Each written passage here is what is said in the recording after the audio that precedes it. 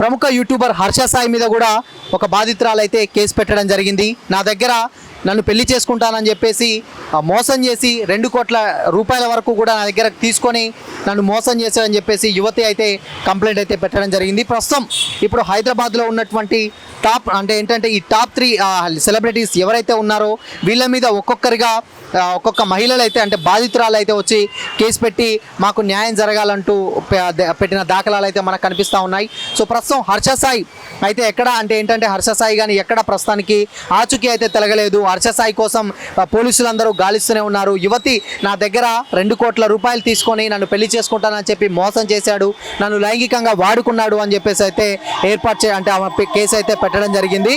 మొత్తంగా ఏంటంటే ఈ కేసు చూసుకున్నట్లయితే అంటే ముందస్తుగా అంటే ఏంటంటే ఎఫ్ఐఆర్ ఫైల్ చేసిన విధానం ప్రకారం నార్సింగ్ పోలీసులు చూసుకున్నట్లయితే బాధితురాలు గత అంటే 2-3 సంవత్సరాల నుంచి ఇద్దరు రిలేషన్లోనే ఉన్నారు. రీసెంట్గా యూట్యూబ్ వీడియోస్ చేస్తూనే ఒక సినిమా అయితే తీయడం జరిగింది. ఆ సినిమానే మెగా.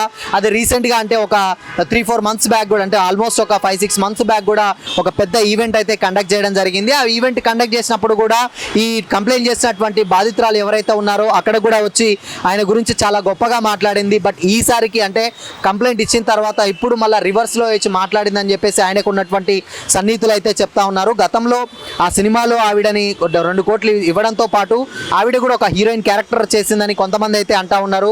సో ఆవిడ అప్పుడు నాకు హర్ష సాయి మెంటర్ అని చెప్పింది, లేకపోతే నా హీరో అవన్నీ చెప్పింది. బట్ ప్రీవియస్గా ఇప్పుడు విషయానికి వచ్చినట్లయితే నన్ను మోసం చేశాడు అని చెప్పేసి ఫిర్యాదు చేసింది ఆ యువతి అనేది చెప్పేసి అయితే హర్ష సాయి సన్నిహితులు అయితే చెప్తా ఉన్నారు. మొత్తంగా ఈ కేసు ఎటెళ్తుంది ఏంటి అనేది అయితే ప్రస్తుతానికి అయితే హాట్ టాపిక్గానే మారింది. హర్ష సాయి అయితే ఇప్పటివరకు అయితే ఎక్కడా కానీ కనబడడం కానీ లేకపోతే ఆచూకీ కానీ లేకపోతే ఆయన మీడియా ముందుకు వచ్చింది కానీ లేకపోతే పోలీసులకు కాంటాక్ట్ అవ్వడం కానీ లేకపోతే వాళ్ళ ముందు మాట్లాడడం కానీ ఏది అయితే జరగలేదు.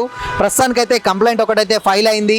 ఆ ఫైల్ అయిన తర్వాత పోలీసులు అయితే హర్ష సాయి కోసం 2 బృందాలుగా అంటే దాదాపు ఒక 2-3 బృందాలుగా ఆయన గాలింపు అంటే వెతుకుతూనే ఉన్నారు. బట్ ఆయన ఫోన్లు మాత్రం ట్రై చేయట్లేదు అని చెప్పేసి ఉన్నటువంటి పోలీస్ సిబ్బంది అయితే మనతో పాటు చెప్తున్నారు. మొత్తంగా ఈ కేసు ఏమవుతుంది ఏంటని అయితే ఇంకొద్దిసేపట్లో అయితే తెలియాల్సి ఉంది.